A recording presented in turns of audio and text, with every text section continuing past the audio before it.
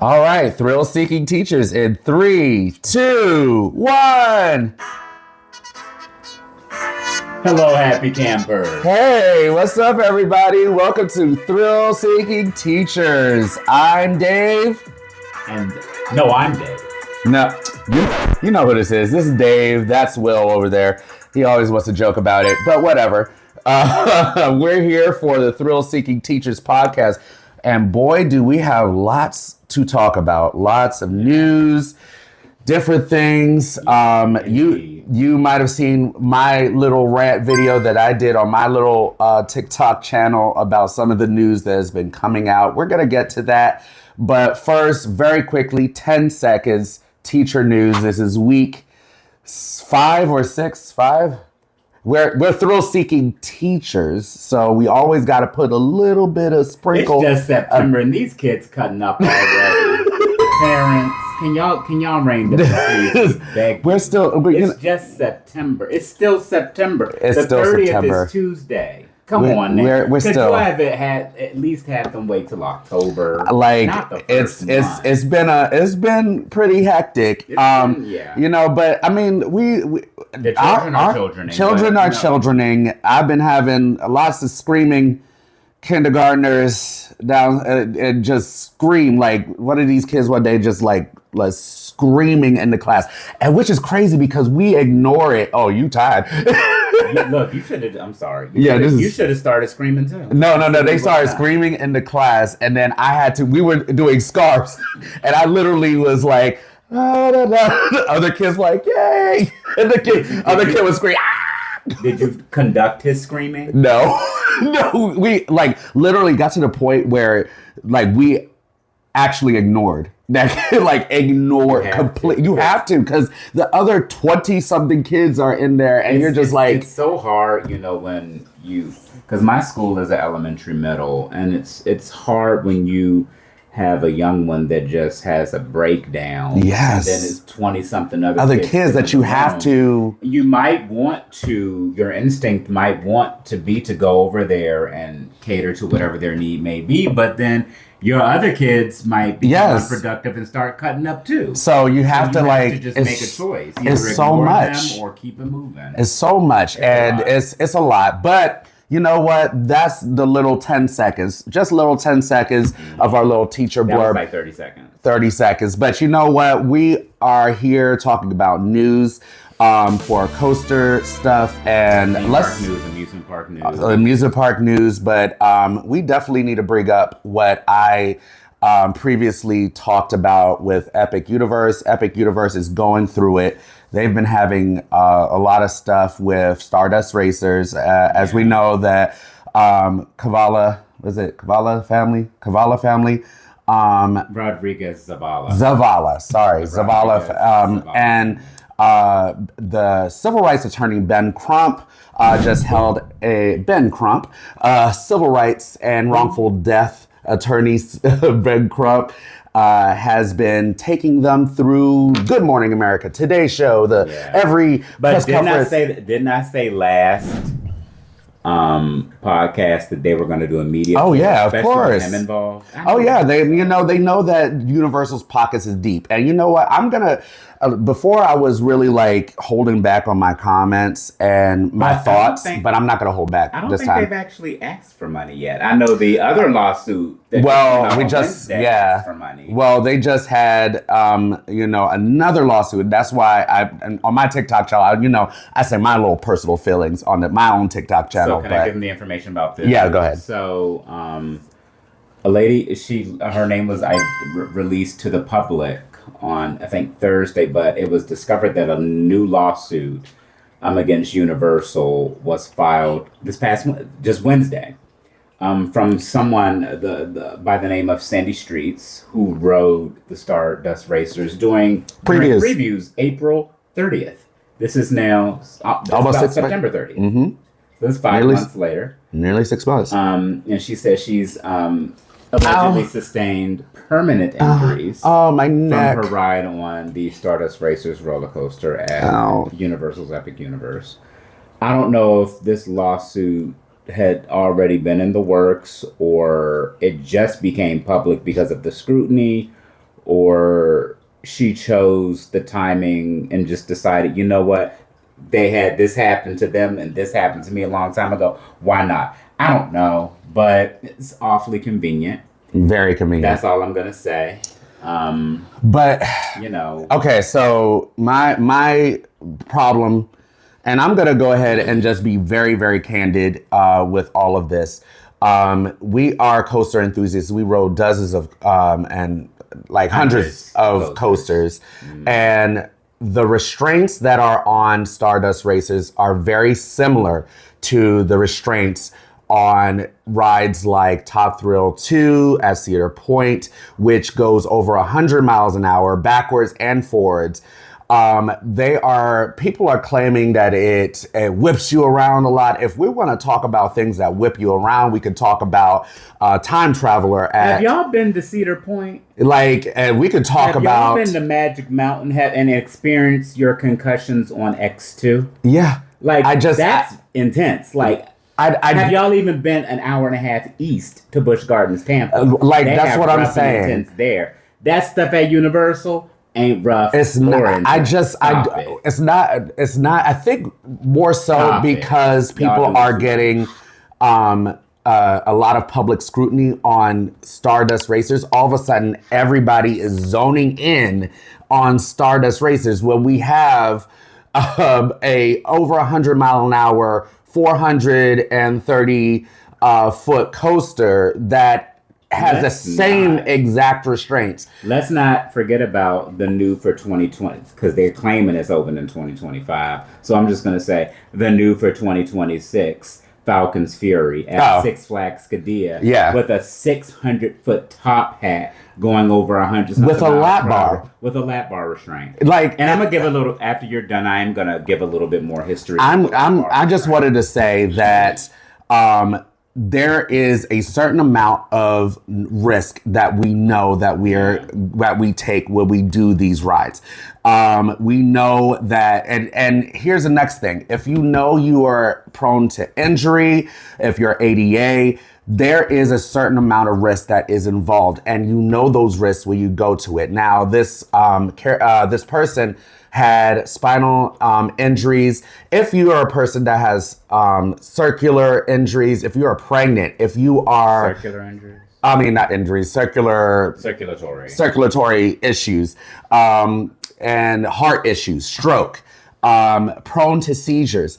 It might not be the best idea, even if the doctor says, it's not progressed yet, so it should be okay. No. There is a certain sense of knowing that there might be issues. And so it might not be the best idea in the world to go onto a ride that many people have reported that they have seen warnings. They have warning signs. They have all these things. And what I think that's going to end up coming out of this is that there's going to be waivers that are going to need to be signed. Or if you're non-ambulatory, you just won't be able to ride it at all. I think they need to. They already did that at Thorpe Park in the United Kingdom. Mock issued a statement for their attractions in Europe already. If you are non-ambulatory, which means you cannot egress from a ride under your own ability. You shouldn't be riding it. You can't ride it. It's discriminatory, but I mean. But it is because it's preventing this. It's preventing people knowing that there is a risk involved and choosing to go and just take the risk, and then the family. Which, you know what, I'm not faulting the family for trying to get that coin because, in all honesty, get the coin. Well, we haven't actually heard the family say they want any coin. They want coin. They want coin. They're going to try to get a settlement. They're probably going to get something, but it hasn't been known that they're seeking damages. That's the other lady wanted money. She flat out, she made it very clear she wants damages. Yeah, but I'm very upset at this situation because they are just harping on this one ride when there are dozens of other rides that have the same exact restraints. More than dozens. That have the same exact things, but all of a sudden this ride is the one that causes, oh, my neck, oh, the whiplash. Like, I think it goes back to the nature of where these rides are. We're talking about Disney, Universal. Yeah, money. Disney and Universal are mega theme parks that are supposed to cater to every single aspect of the family. It's not a Cedar Point where you just go for thrills. It's not a Kings Island, Magic Mountain, a Knott's Berry Farm. But they are catering to those parks. Do have they family got kiddie rides. They have things for the whole family. Like Magic Mountain with 20 roller coasters. They ain't nothing. They have maybe 4 or 5 kiddie rides. Yeah, but I don't agree with that fact that I agree with the fact that they're going to the mega people because they know they have deep pockets and they know that they will pay out. But those parks cater more to like a demographic that may not go to amusement parks, so to speak. Like then they shouldn't ride. Someone that might frequent a Disney park or Universal may not always drive an hour and a half east and go to Busch Gardens, Tampa. I'm under ride Iron Gwazi. I mean, I just judging from some of the things that I've been hearing, some of the things I've been reading. They have a specific demographic. Yeah, but I just don't because you go to these places expecting theming and storytelling and to be immersed in and to be happy and character meet and greets and stuff like that. Things that you wouldn't get at a Magic Mountain or a Cedar Point. So it I think more so it has to do with the name in itself. Universal. Well, of course, money. Money has a thing. They have budget. They have budgets specifically for settlements, and they know that. I mean, you know, when that lady was, I don't even remember when the lady from the original Top Thrill Dragster at Cedar Point, when the lady was hit in the head by a piece of the train that flew off. Oh well, did that make national news? I don't even remember. I don't even know. I don't even remember people talking about it that long. Well, I think it's because this one was with Ben Crump, and this one because usually and because it's not in Florida. I don't know. I do believe that like, why is this getting so much attention compared to other things that have happened at theme parks? Because it is Universal. Yes, because they have the budget for it. And they know that they could get money. If I go up there and I have a neck, I'm like, oh, my neck. Oh, Universal, give me $20 million. You know, because they don't want it to go public. They're trying to sue Six Flags broke ass over riding. We got off X2. I felt like I had a concussion. Yes. Should we get a class action now? Let's do it. Let's get a class action together. I mean, Jesus. I mean, at this point, if we're going to go and do that, let's just all get class actions and sue Silver Dollar City. Time Traveler. That thing has the same, buy mock rides. It has the same restraints and it launches you twice in different directions. The sister attraction of Time Traveler, the Ride to Happiness at Plopsa Land of Pan, is even more intense than that, and nothing's happening with that ride. So I don't know. I think these parks adjusting so deeply to these things will create a precedent in the industry that could spark more changes for everyone. Because let's look at the major attractions by mock rides, the most intense in the country.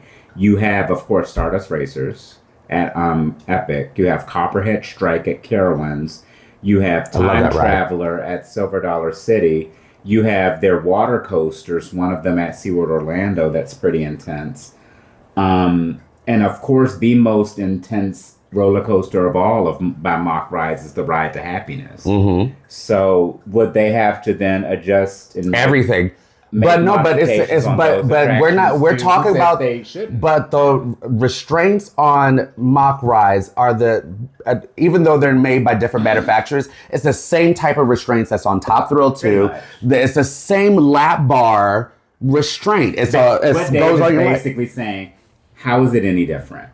How is it any different than? And I need for you to put it on a comment. A lap bar restraint. How is it 100 miles per hour any different? Over a 420-foot top hat. How is it? I just want to know, how is Top Thrill any different than what Stardust Racers is right now? As just the lap bar. If you rode Top Thrill 2, You know how intense that ride is. And we're saying that Stardust Racers is more intense? It's not. And Like, it isn't. and like that's unsafe. If we're talking about Stardust Racers being unsafe, then definitely Top Thrill should not be running. It really bothers me. Yes, we can talk about, oh, it's being insensitive to the da da da da da da da. Then you know what? Then let's go further with that. Anybody who's ADA needs to sign a waiver. I think we should just go ahead and start doing it. I know you don't think so, but I think that if we're going to start doing that, if we're going to say, oh, this is unsafe for people with injuries, then you know what? Those people with injuries need to say, or disabled need to say, okay, I know the risk that's involved. I know that if I go on this ride and I have a heart condition, or if I go on this ride and I'm 7 months pregnant, I'm not going to sue or seek damages if something happens. Because I knew the risk, because it's a risky ride, and we can't keep on doing it. Correct me if I'm wrong, those of you that are also listening, but a lot of parks have that as one of the disclaimers in the ticket price purchase when you actually get your email. There's certain waivers and things. No, but listed. What they're saying is because it was because he could not hold his body up in the ride, or he lost consciousness, that ride kind of made blunt force trauma to him. And if someone else loses consciousness, but the difference between, and I want to point out something that of one of our viewers is actually someone that I know personally. They have a family member who is paraplegic. And they noticed in one of Zavala's pictures that he had the seatbelt harness on one of his wheelchairs. And she said, oh, my brother wears that for his. And I was like, well, why? And she said, well, very often he cannot support his upper body. And so he just slouches over. And him slouching over is different than you or I slouching over, because he has no sensation in the spine. So it could look almost inhuman, or the way he contorts his body. So should those kind of people, should they not be allowed to ride, period? Probably not. I don't know. So my thing is, because I know with ADA, you can't tell people that they can't ride something in the U.S. You can't do that. That's the U.S. federal. Which means now, I think they need to have waivers. For anybody who is ADA, who signs up as ADA, you need to sign a waiver and say, I know the risk. If I can't stop you from getting on this ride. Well, comparatively, Disney and Universal, of the two, Universal has the weakest ADA policies. But Disney don't be playing with people. Yeah, but you can't in the United States, because ADA, you can't say to people you can't ride this ride. You can't do that. That's legally. I mean, it's a slippery slope. There have been instances where they did, and then they were sued for discrimination, and the people but they lost. Right, but then if you have a waiver, and I think they need to start doing, and I hope that this. Coming out of this, I hope they start doing it. For me personally, I think they need to start doing it, because it protects us too. It protects everybody, because right now people have paid hundreds of dollars coming from different states, different places, out of the country, coming over here. They wanted to have the experience. Now that ride has been closed down, and we don't know when it's going to be reopened, pending all of this stuff that's going on. Pending all of this stuff that's going on. And it's hard for us. And it's not fair. It is not. Because we want to be cognizant of the family, but also cognizant of the people that have paid hundreds and hundreds of dollars to come to a place. And the main attraction ride, is because people did not think of things before they got on there, now everybody suffers. This is my prediction about this ride. It's either going to open early November or late October. That's my prediction. I just need for them to hurry. Early November or late October. I know now that I'm not the only one that thinks of this, because I said it on, just to soft launch it on my TikTok page, because I know everybody chimed in. Thousands of people. Right. And so now I know I'm not the only one who has been kind of like... And his TikTok is not geared towards coasters. Oh, do you think we should get a TikTok channel, Thrill Seeking Teachers? Put that in the comments. So he initially launched his TikTok as like a teacher vlog. He has about 40,000 followers.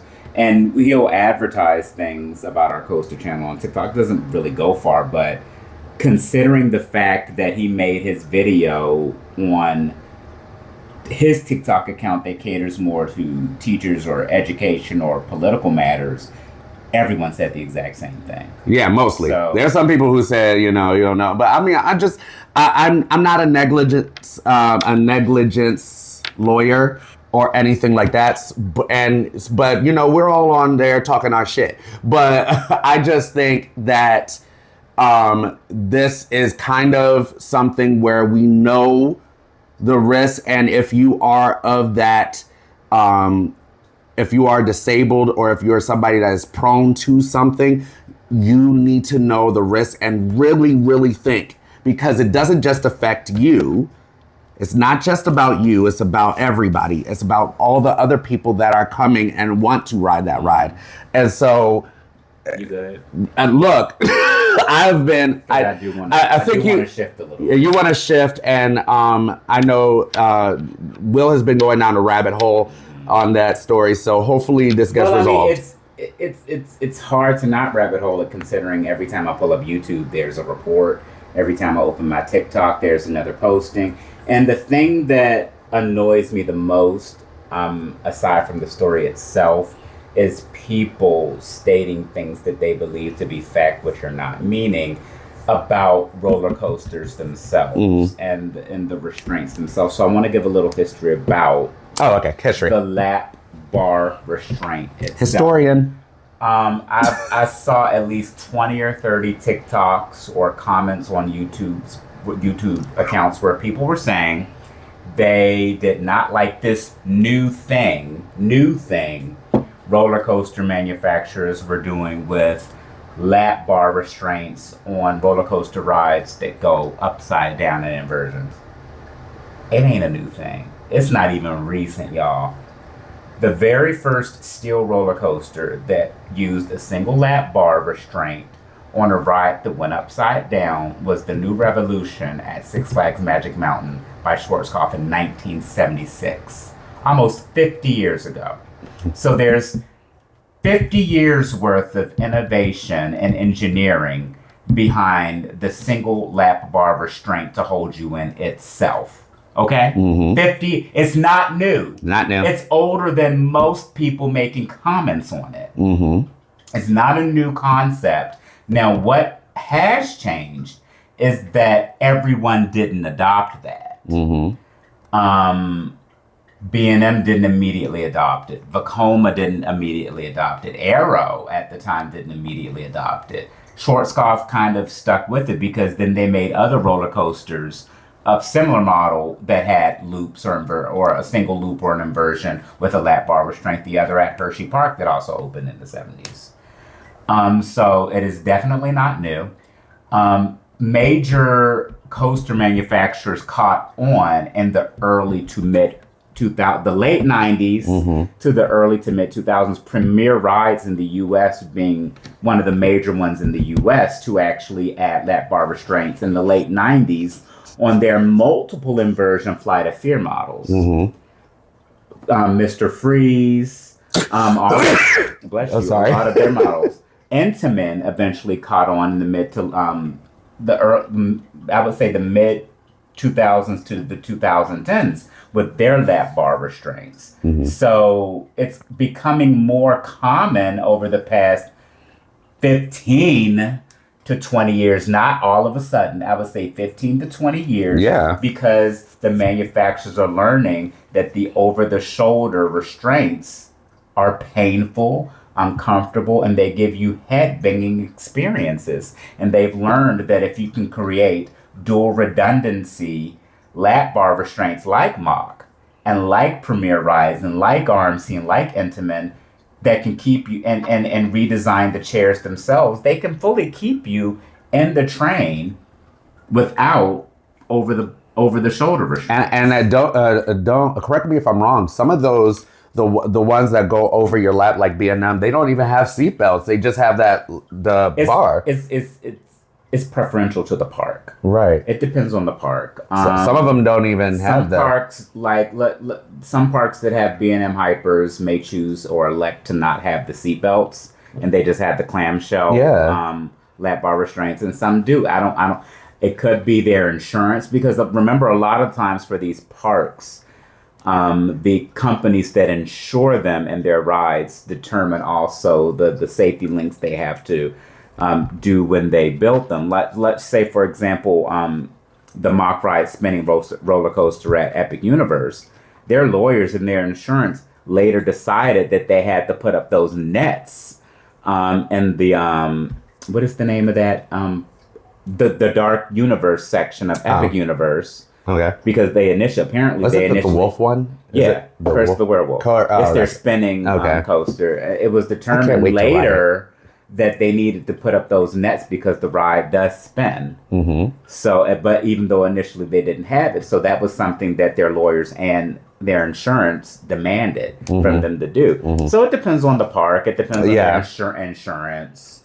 So what do you think is going to happen when they open? Do you think that there's now going to be over their shoulder? They're going to put over their shoulder? I don't believe they are going to go that extreme, because then it will set a precedent for the rest of their attractions in the country. So then if we have to do that on this ride, so why not Time Traveler at Silver Dollar City? Why not Copperhead Strike at Top Thrill? Why not Top Thrill? But I'm just talking about Mach. No. Why not Cobra's Curse at Busch Gardens Tampa? Why not? If they're making those models. So I think if anything, they might do something about the bar, that metal bar on the front of the restraint, and either remove it or change the restraint itself. But I don't see them putting an over shoulder restraint for just an airtime machine. That's like putting shoulder harnesses on Diamondback. Yeah, it's weird. Like I personally don't see that. But shut the hell up. A lap bar restraint is not new. It's not a new thing. The concept got mad. 50 years old. He's mad. It ain't new. They started adopting the concept fully in the late 90s to the early to mid 2000s. Stop it. And with that, we're gonna move to some more coaster news now. Six Flags Over Texas, the legacy of the legacy Six Flags parks, the original, just announced the opening of Tormenta. A B&M Giga. Yay! Now, normally I don't give a F about traveling someplace to get on a B&M dive coaster. But this one, we're making a special trip out to Texas to ride this ride. It's scheduled to open with the next year. It'll be there new for 2026. Hopefully. Hopefully. It is the world's first Giga dive coaster. It has a drop. It has a height of 309 feet with a drop, I think, of 287 feet. So is it really Giga dive coaster then? No, wait, hold up. It's the 300, that's the words, what? The world's first Giga dive coaster. 309 feet, 87 miles per hour. The world's tallest Immelman inversion at 218 feet. So the first inversion is like a hypercoaster. Isn't that crazy? Yeah. The first inversion on that coaster is taller than Candemonium's first drop. Yay. That's crazy. The track length 4,199 feet. And it's breaking 6 world records. Now, apparently, I wasn't aware of this, but apparently this is Six Flags Over Texas's first ground up custom coaster in over 20 years. Because they've gotten some clones over the years, which Legacy Six Flags is famous for, just putting clones all over their parks, which is why I always preferred Cedar Fair because they didn't do that. But Legacy, they'll have Batman clones everywhere. But they it's their first ground up custom coaster in over 20 years. And many people say, well, the new Texas Giant, that was a reinvention because the original Texas Giant was an old rough woody, and RMC came in and turned it into this amazing hypercoaster. Okay, so that's I can't wait. That was also, I think, one of the last roller coaster deaths, that ride. The Texas Giant 2013. But I digress. I can't believe I just threw that in there. I'm sorry. I don't know.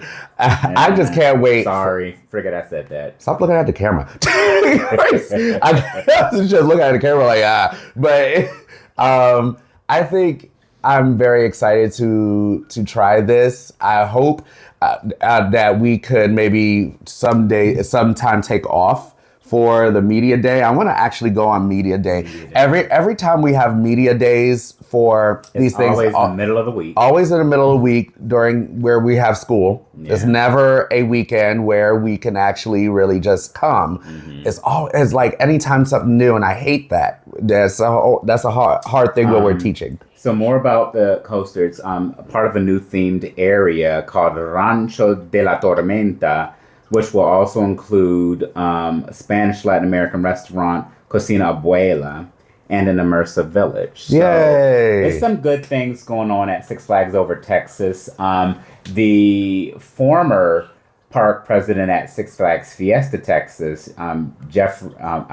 what is his name? We met him when we. Oh yeah, we did. I forgot his name. Jeffrey Siebert. Oh, there he is. Yay! Hi. He is. He did amazing things for Fiesta Texas. He's now the regional president. He's already started doing amazing Really? things. He's a regional president now. Good job. Yeah. Congratulations. He's already changed that part for the better. I'm going to find that picture that we took of him in Fiesta Texas, because that was really an awesome experience with him. Yeah. I can't believe he's now the regional man. Director, president. So of course he's going to turn that park around. Yeah, that's what he does. Yeah. So I'm excited to try out that attraction. The first Giga dive coaster. Yes. I like dive coasters. The one that I always liked a lot, Valraven. Our most recent trip to Canada, riding Yukon Striker, made that one just feel like a kiddie coaster. Yeah. Like, for me, Yukon Striker is it. Yes. As far as this model, but we'll see how. I love Dr. Diabolical. Dr. Diabolical. Just the theme itself. It's just Griffin is pretty good too. Sheikra is cute. Cute. Next theme park news. It was announced last year, actually, that Disney was doing a new themed land to villains, but. They actually have broken ground. It's a new land and Magic. Do they have pictures of that so I can put that up? Yeah, there is. Oh, okay. So I mean, there's pictures of the concept. No, but I mean, like pictures of them actually breaking. I haven't seen it. Nobody took a picture. They've broken ground in the Magic Kingdom. Maybe. It'll give me an excuse to go back. Dave's actually never been to Disney. Never. And we're going to be in Florida again for an upcoming trip. And I've been trying to get him to go to Disney. He's like, I don't know. I don't think, like, when you don't go as a kid, you know, my dad, like, is emotional shit. You know, my dad promised me to go when I was little, never took me. And so never got to go, but going as an adult, I'm not a Disney. I'm not a Disney adult. You don't have to be a Disney adult to go see the park. Yeah, but nowadays it's like hundreds of dollars to not be a Disney adult. Well, so is Universal. No, but that's thrill. That's thrill stuff, and I want to do that. I don't want I'll go up there to see what the princesses. Well, no. They have some thrilling stuff, like they have Tron, they have Guardians, they have that's about it. Never mind. So I'm not as an adult. They put another major roller coaster in that park, I'm not interested. I'm not really that interested. So Disney, I'm not a Disney adult. So that was great. Yay, they're finally doing it. Next, I think that was it. That was it? Oh, I thought we had some more news. Okay. Now you get to put your comments, drop your thoughts. What do you think about this stuff with Epic Universe? Oh, come on. Wait, hold up. Wait. Wait. I'm sorry, I forgot something. Okay, go ahead. So the Legacy Cedar Fair parks in the Six Flags chain is having relative success with their new attraction Upcharge, The Conjuring. The parks that do have them, Kings Island, Cedar Point, Carowinds, and I think King's Dominion, they've had pretty sizable lines for that attraction. Still not beating Hollywood Horror Nights. They never will. I mean, Universal spends $5 to $10 million on that event, and Six Flags ain't going. They're not going to touch that budget with the 500 football. Not unless they close a lot of parks. Yeah, which I think they will. You think the new Six Flags will spend $5 to $10 on? If they close a lot of parks and focus on 10 parks across the United States, we'll see. Yes. We'll see. They will. In the next 10 years. But yeah, they're having a lot of success with The Conjuring. And we're going to see that soon. Yes, we're going soon. You'll see in our vlogs. So yeah, that's all I had to report for theme park news. But I mean, the big news is still and will probably remain for Epic Universe. Weeks, all of the things going on with the Stardust Racers roller coaster at Epic Universe. But tell us what you think. What are your thoughts? Please email us also of ideas for upcoming shows or upcoming things that we want. I want to say this. I'm sorry. On Friday, the George Rodriguez Zavala was laid to rest. His funeral was Friday, so prayers to his family. Thoughts and prayers. And so, yes. With that, please look at our email at willanddave2018@gmail.com. Let us know what other subjects you would like us to discuss. What things did you like, not like, blah, blah, blah. So we can actually shout you out on our next podcast. Maybe we can have you on a guest. Would you like to conversate with us? Converse. Whatever. With us. Let us know. And with that, we are bidding you adieu to you and you and you. Wait. Dang it. Hey. Adios. Bye, everybody. New for 2026.